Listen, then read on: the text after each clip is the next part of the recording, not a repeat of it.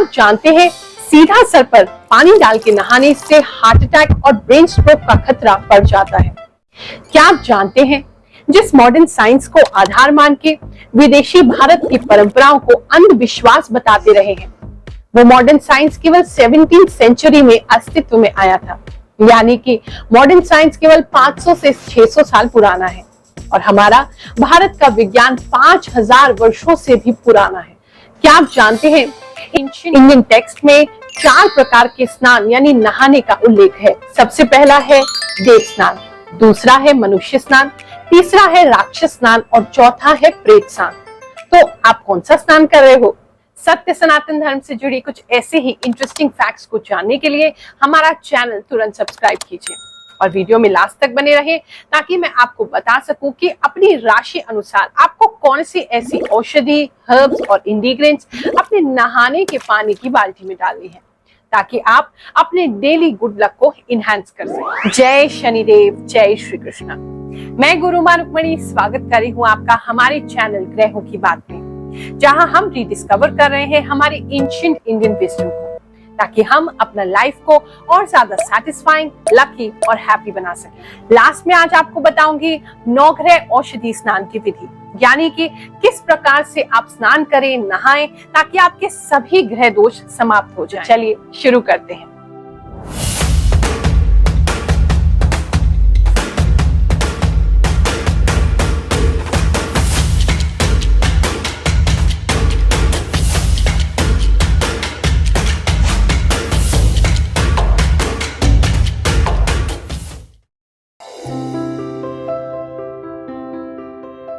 सर्दियों का दिन था। चिरकुट नहाने के लिए आगे बढ़ा। उसी समय उसकी पत्नी ने टीवी पर न्यूज चला दी। न्यूज रिपोर्टर कह रहे थे दिल्ली ने ठंड का रिकॉर्ड तोड़ा, ठंड के मारे 3 लोगों की मौत हुई। ये सुनकर के चिरकुट ने अपने कपड़े दोबारा पहन लिए। बोला भाग्यवान गर्मी में ही स्नान कर लेंगे अगर जिंदा रहे तो। अब आप कहोगे गुरु माँ आप हमें ऐसे ऐसे जोक क्यों सुनाती रहती हैं? देखो ये जोक नहीं है, ये व्यंग है। आज न्यूज को देख करके हमारा दिल जो है वो घबराने लगता है, एक डर का माहौल बन जाता है। अभी एक वाकया बताती हूँ, मेरे साथ ही हुआ है। अलीगढ़ से हमारे एक भक्त थे, उन्होंने नीलम की अंगूठी पहनने के लिए आना था। समय निश्चित किया गया, दिल्ली उन्होंने आना था निश्चित समय पे। उसी दिन सुबह फ्लड की जो अलर्ट है वो आने लगी। हर न्यूज चैनल पे दिल्ली डूब गई ऐसी खबरें आ रही थी। अब माँ तो माँ होती है, मुझे अपने भक्त की चिंता हुई। मैंने उनको फोन किया, बोला देखो यहाँ पर फ्लड का अलर्ट आ गया है, आप ऐसा करिए अपना प्रोग्राम जो है वो आगे पोस्टपोन कर दीजिए। वो भक्त मुझसे कहते हैं गुरु माँ आपसे मिलने की एक्साइटमेंट में मैं तो एक दिन पहले ही दिल्ली आ गया और सुबह से दिल्ली में घूम रहा हूँ, यहाँ तो एक बूंद पानी का नहीं। मैं समझती हूँ न्यूज के लिए भी किसी चीज की हाइप क्रिएट करना बहुत जरूरी है। अगर वो ऐसा नहीं करेंगे तो हमारी सरकार भी ऐसी है, सोती ही रहेगी। लेकिन फिर भी अगर आप बहुत देर तक न्यूज देखते हैं तो थोड़ा सावधान हो जाइए, क्योंकि उससे आपको घबराहट हो सकती है, डर लग सकता है। एक भक्त है हमारे, उनका जो छोटा सा प्यारा सा बच्चा है, उसने न्यूज देखी तो वो डर गया कि हमारे घर में मम्मी फ्लड आने वाला है, इस चक्कर में उसको बुखार चढ़ गया। तो जरा संभल के रहिए। चलिए अब आपको मैं बताती हूँ कि औषधि स्नान का साइंटिफिक रीजन क्या है। औषधि स्नान को हम एरोमा थेरेपी भी कह सकते हैं और आज इस पूरी दुनिया में एरोमा थेरेपी से बहुत सारे लोगों को ठीक किया जा रहा है। एल्बर्ट आइंस्टीन कहते हैं दैट एवरीथिंग इज एनर्जी। सब कुछ, हमारा शरीर भी एनर्जी से ही चलता है और हर चीज की अपनी एक फ्रीक्वेंसी होती है।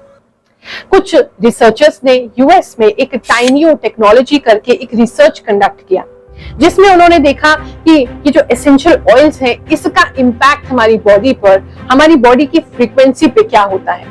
और उन्होंने जो जांच की और उससे जो पाया, वो जो आंकड़े हैं वो हैरान करने वाले हैं। चलिए आपको बताती हूँ। एक हेल्दी बॉडी की जो फ्रीक्वेंसी है वो 62 से 70 मेगाहर्ट्ज होती है। जब उसी बॉडी में फ्लू या कोल्ड हो जाता है तो 58 मेगाहर्ट्ज तक हो जाती है। जिस बॉडी में कैंसर पाया गया वो उसकी फ्रीक्वेंसी 42 मेगाहर्ट्ज नोट की गई। और जब किसी का डेथ प्रोसेस स्टार्ट हो जाता है तो उस बॉडी का जो फ्रीक्वेंसी है वो 20 मेगाहर्ट्ज तक पहुंच जाता है। अब ऐसे ही उन्होंने रिसर्च किया कि जो सैंडलवुड ऑयल है इसका जो मेजरमेंट है 96 मेगाहर्ट्ज होता है। जो लैवेंडर ऑयल है इसका 118 मेगाहर्ट्ज फ्रीक्वेंसी लेवल होता है। रोज ऑयल का 320 मेगाहर्ट्ज तक जो एरोमा है उसकी फ्रीक्वेंसी मेजर की गई। इसी प्रकार से जो हम एरोमा यूज करते हैं, जो हम सुगंधी यूज करते हैं या जो औषधि यूज करते हैं, इससे हमारी बॉडी की जो फ्रीक्वेंसी है हम उसे एक अच्छे लेवल पर लेकर के जा सकते हैं। यानी कि एक हेल्दी बॉडी की जो फ्रीक्वेंसी है वो 70 मेगाहर्ट्ज तक बनाई जा सकती है, जिससे हम गुड वाइब्रेशंस में, गुड वाइब में रह सकते हैं, अपने मूड को प्रभावित कर सकते हैं, अपने हेल्थ को प्रभावित कर सकते हैं और अपने गुड लक को भी प्रभावित कर सकते हैं। तो चलिए दिखाती हूँ आपको कि नहाने की पानी की बाल्टी में आपने रोजाना क्या मिलाना है ताकि आपका डेली पूरा दिन लकी हो जाए। अगर आपकी राशि मिथुन राशि है यानी कि जेमिनी राशि है या फिर आपके नाम का प्रथम अक्षर इनमें से किसी एक अक्षर से प्रारंभ हो रहा है, आपने नहाने की पानी की बाल्टी में 2 प्रकार की चीजें मिलानी है। सबसे पहली है औषधि। मैं आपको 2-3 ऑप्शंस दूंगी, उनमें से कोई सी भी औषधि आप मिला सकते हैं। दूसरा मिलाना है आपने एरोमा ऑयल, जो एसेंशियल ऑयल होता है, यानी कि जो फूलों से जो रस निकाला जाता है। एसेंशियल ऑयल इस प्रकार की बॉटल में आता है। 2 से 3 ड्रॉप आप डेली उसका यूज कर सकते हैं। औषधि में आपने यूज करनी है जो हरी इलायची है उसका यूज कर सकते हैं, नहीं तो जो जायफल होता है उसके पाउडर का यूज कर सकते हैं। सुगंधी में आपने जो यूज करना है वो है लोटस का जो एसेंशियल ऑयल होता है उसको यूज कर सकते हैं। इसके अलावा एलोवेरा का जो ऑयल होता है उसको भी यूज कर सकते हैं या चंपा का ऑयल यूज कर सकते हैं। एरोमा ऑयल जो है आपने उसको लेना है और उसको लेकर के आपने अपने नहाने की पानी की बाल्टी में 2-3 बूंद इसके डाल लेने हैं। नहाते समय हमेशा ही पैरों से स्टार्ट करें। सबसे पहले अपने दोनों पैरों पे पानी डालें, अपनी थाइस पे पानी डालें, उसके बाद पेट पर, छाती पर, हाथों पर और लास्ट में अपने सर पर पानी डालें। इससे हार्ट अटैक का खतरा और ब्रेन स्ट्रोक का खतरा नहीं रहता है। अब इसके पीछे भी रीजन समझ लीजिए। आपने बहुत सारे बुजुर्गों को ऐसे कहते हुए सुना होगा या ऐसी खबरें सुनी होगी जहां पर नहाते समय उनका पैर फिसल गया। वो इसलिए होता है क्योंकि जब हम नहा रहे होते हैं, ब्लड फ्लो है जो कि ऊपर से नीचे को जाता है, उसमें हैम्परिंग होती है, यानी कि सीधा सर पे पानी डालने से आपके क्लॉट्स भी जम सकते हैं। इसलिए heart attack, brain stroke, brain haemorrhage, चक्कर आना, नमनेस फील होना, पैरालिसिस होना, ये सारी चीजें पॉसिबल हैं। तो आप हमेशा ही पैरों से स्टार्ट करके फिर लास्ट में सर से स्नान करें। मेरा नाम निशु है और मैं उत्तम नगर से आई हूँ। मुझे पता चला था गुरु माँ के बारे में, तो फिर मैंने एक बार सोचा कि यार मिल के आऊँ।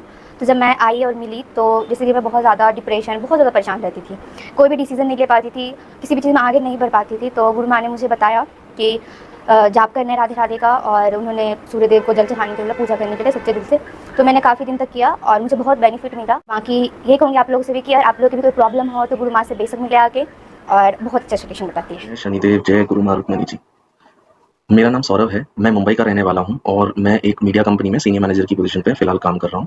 मेरी ज़िंदगी में बहुत ज़्यादा प्रॉब्लम्स आना स्टार्ट हुए, प्रोफेशनली और पर्सनली। मैं बहुत ज़्यादा मतलब इनसिक्योर फील करने लगा क्योंकि बहुत ज़्यादा लोगों की जॉब जा रही थी और उसके बाद मेरी जॉब भी ठीक नहीं चल रही थी। मैं हमेशा, मेरे मन में ये डर रहता था कि कहीं मेरी जॉब चली तो नहीं जाएगी और मेरे पास जो पैसा आ रहा है वो बंद तो नहीं हो जाए। मैं ऐसे ही यूट्यूब में वीडियोज़ देख रहा था, तभी मैंने गुरु माँ रुक्मणी जी का वीडियो देखा और मुझे अंदर से ऐसा पॉजिटिव वाइब आया कि शायद मेरी ज़िंदगी बदल सकती है। मैं उन जो गुरु माँ मार्गदर्शन देते हैं उन सबको अपनी ज़िंदगी में अप्लाई करने लगा। बहुत ज़्यादा पॉजिटिव चेंजेस मेरी ज़िंदगी में आने लगे, बहुत ज़्यादा स्टेबल हो गया हूँ।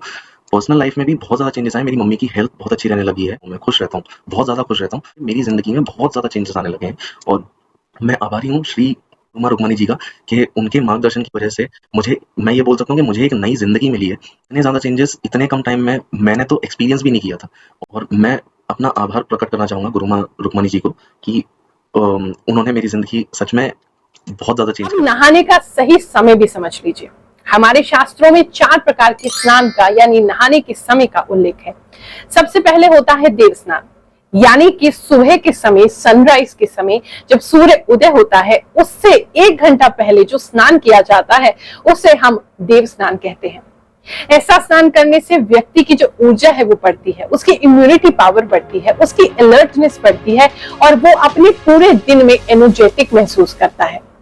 दूसरा स्नान होता है मनुष्य स्नान, यानी कि सूर्य उदय हो गया है, सूर्य देवता आ चुके हैं, उनके 1-2 घंटे बाद आप स्नान कर लेते हैं तो ये भी इतना बुरा नहीं है, ऐसे में भी बीमारियों से छुटकारा मिलता है। अब मान लीजिए कि आप इसके भी बाद नहाते हैं, यानी कि 12 बज गए दोपहर के और उसके बाद नहा रहे हैं, तो इसे कहते हैं राक्षस स्नान। राक्षस स्नान से किसी प्रकार का लाभ नहीं होता है, उल्टा आपका डाइजेस्टिव सिस्टम वीक होता है, आपकी इम्यूनिटी घटती है, बीमारियां होने के चांसेस आपको और ज्यादा बढ़ जाते हैं और जितनी एनर्जी आपको थोड़ी बहुत होगी वो भी निकल जाती है, ड्रेन हो जाती है। और चौथा होता है सबसे खतरनाक प्रेत स्नान, यानी कि जो भी सूर्य अस्त के बाद स्नान करता है, सूर्य अस्त के बाद नहाता है, ऐसा व्यक्ति तो भैया मृत के समान है, उसे किसी प्रकार का कोई लाभ नहीं मिलता है। और एक और कैटेगरी है जो कलयुग में शुरू हो गई है, वो है नौ स्नान, यानी कि जो व्यक्ति नहाता ही नहीं है उसको तो भैया क्या ही कह दे। जय श्री कृष्ण। चाहे तो आप 3 बार तक नहा सकते हैं, इससे अधिक स्नान नहीं करना चाहिए। और सबसे पहला, और ये जो स्नान का टाइमिंग है, ये मैं आपको सबसे पहला जो दिन का स्नान है उसके लिए बता रही हूँ। अब मैं आपको बता रही हूँ नवग्रह औषधि स्नान की विधि। घर में आपको लगता है कि सभी लोग जो है उनको कोई ना कोई समस्या आती रहती है, सभी के ग्रह जो है वो बैलेंस में नहीं है, सभी के ग्रह कुछ ना कुछ खराब चलते हैं, तो ऐसी स्थिति में हमें नवग्रह औषधि स्नान करना चाहिए। स्नान बैग बनाने के लिए आपको चावल, चने की दाल, मूंग, गेहूं, काले तिल, सफेद तिल, पीली सरसों, लाल चंदन, सफेद चंदन, हल्दी, लोबान, हरी इलायची, केसर, गूगल, गुलाब जल, इनका प्रयोग करना है। गुलाब जल को आप आखिरी में भी डाल सकते हैं और चाहे तो सामग्री के साथ भी मिला सकते हैं। आप ऐसा भी कर सकते हैं कि आप लास्ट में जो आपका बैग बना है उसको गुलाब जल भी आप भिगो करके उसका इस्तेमाल कर लें। वीडियो में बताए गए किसी भी औषधि से, किसी भी हर्ब या इंग्रेडिएंट से अगर आपको एलर्जी है तो पहले अपने डॉक्टर से कंसल्ट कर लें। एक सिंगल बैग आप बना सकते हैं, एक ही बैग से आपका पूरा परिवार डेली नहा सकता है। बड़ी सिंपल सी विधि है। कुछ घरेलू सामग्री आपने इकट्ठी करनी है, उसको आपने पीसना है और पीस करके देखो क्या करना है। इस प्रकार से जो टी बैग आता है, ठीक है, वो टी बैग आपने ले लेना है। टी बैग कोई महंगा नहीं आता है, 100-150 रुपए या 200 रुपए तक का टी बैग आपको मिल जाएगा। इसका जो बैग है हमें उसका उपयोग करना है। उस बैग के लिए आप केवल इसकी पत्ती बाहर निकाल लो, क्योंकि किसी भी चीज को वेस्ट नहीं करना चाहिए।